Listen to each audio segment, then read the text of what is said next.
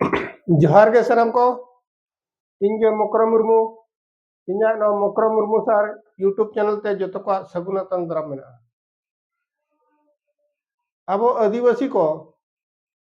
कोड़ा हो कुड़ी हो अड़ी जोर बो कमिया विशेष कते नितो मा चालू आकना बद करे कमी बद करे रहोय कमी को अड़ी जोर सोर के चालू आकना उनकाते रहोय कमी को प्राय मिद बंगा गान दो हुयेन गया एनते रहो कमी के बांग चाबा कना बद करे आदो रहोय कमी दो जस्ती काते नोआ आले एरिया को दो नोआ कुड़ी के ढेर को कमिया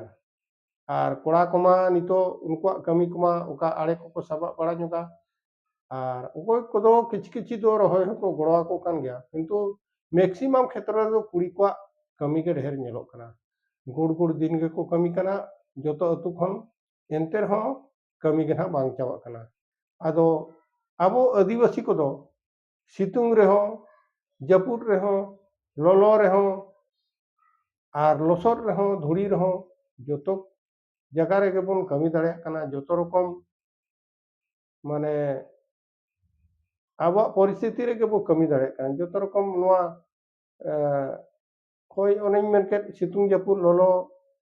राबांग जतो झोगे जतो ऑक्टो रे बन कमी दाड़े कना जतो लेकान जगह रे बन कमी दाड़े कना आदो एनते रहो आबो आबो लगे जमा सेरमा भर लगे जमा बन अर्जावेआ और दिसम लगे ओना जमा हबन अर्जावेआ विशेष कते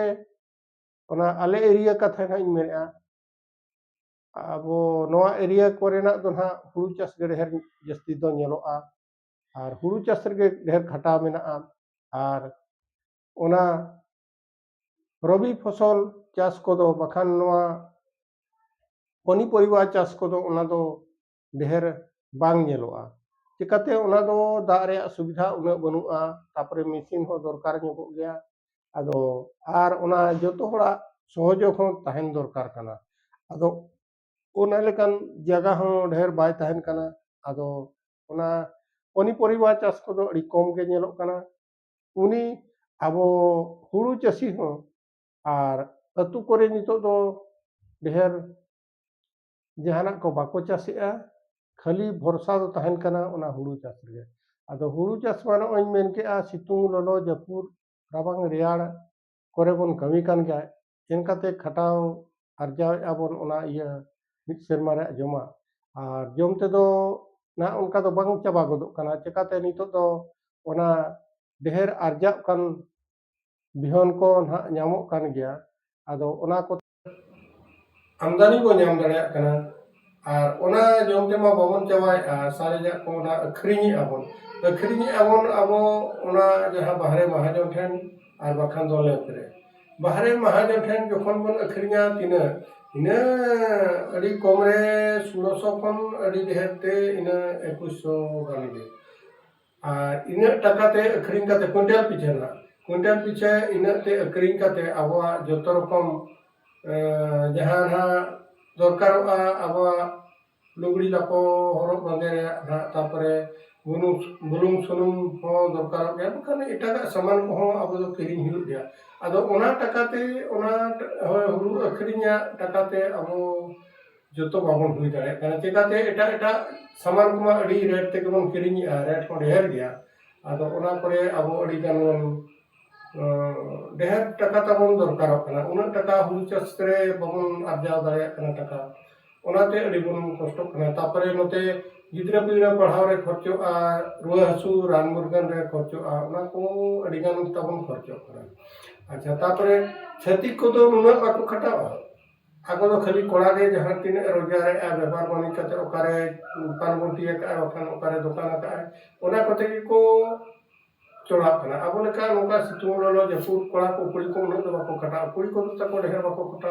कोड़ा गे ना जहां को खटाव कते को रोजगार को कना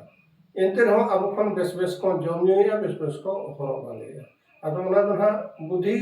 तेगे आको दो असुलो कना आर बांगबन मेना बखान अब ठे खन एळे बड़ा काते को असुलो कना ओने उनका और अब जखन अब आदिवासी हर को जहाना सांताल हर को कथा मेना अब जखन पाराब पुनः हिजुआ और बखान जो बापला बेहा हुआ फनान कुनान हुआ तापरे बखान नोका दोसम को हुई कना ना प्राइज जो को ओना करे अड़ी बेलली टका बो खर्चो गरी का ओका हाई फाई बो टेंटेआ हाई फाई ओना साउंड सिस्टम बो अगुइआ हेप्राव लेका आबो आबो के बो हेप्रावा नेलो चो कना बो जे इन बेस साउंड सिस्टम ये गो का इन बेस इन टेंटा का और ओना बहुत खर्चो कना ओना को बांग काते हुन ओ जमयु को तो हुन नपाय नपाय कसी को गोज कम मान को ओना को नपाय कथा कर गया तो ओना जहां बाजे बम खर्चो गिरी का कना ओना अड़ी आबो आर्थिक स्थिति के दुर्बल आबा कते आबो तारपरे ओना दशम को चाबा काते बखान प्राइज जम को चाबा काते तायम दो उनी महाजन ठेर खन उना टाका को धरती को दो तायम दो आमा ओड़ा दुआर हेज काते के लसर चाबा उतरा उनका कथा और उनी दिन के फोनामा जी टाका पे एम चाबानिया उना टाका तापे मेना के बापे मकानिया और हर समाज को होय को एमिया ओना को लाजाव शरम बुझोआ तापरे जखन दोसम चाबायन रहो उन जो मा रस्क के खर्चो के और हाने हड़ी के अवन परवा के अवन नितो मा हड़ी होड़े है बको न्यू कना हाने इंग्लिश परवा को न्यूया एनखान उनखान पेड़ा खाने है जकान खान ताम इंग्लिश परवा कामे हड़ी माम तो का गया और इंग्लिश परवा को खवाय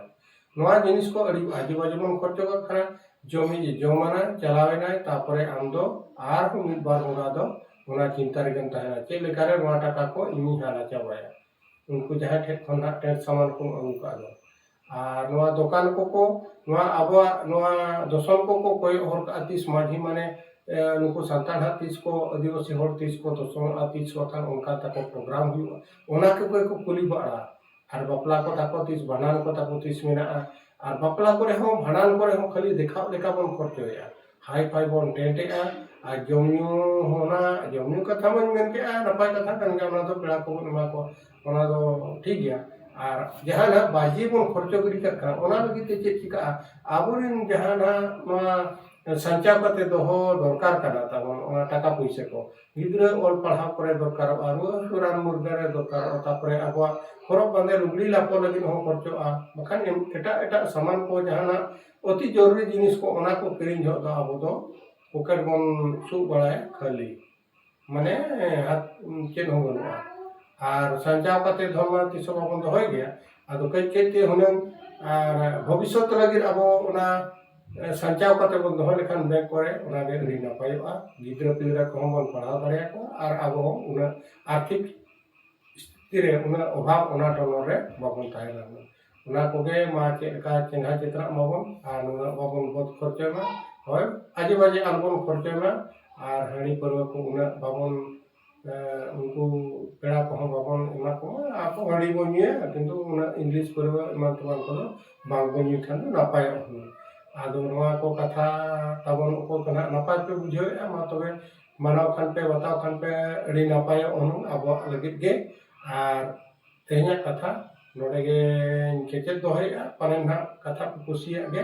कुसिया खान पे लाइक पे शेयर पे सब्सक्राइब पे मा तबे तेहन कथा नोडे मुचे दिया मा इन खान गे सनम को गे जोहार।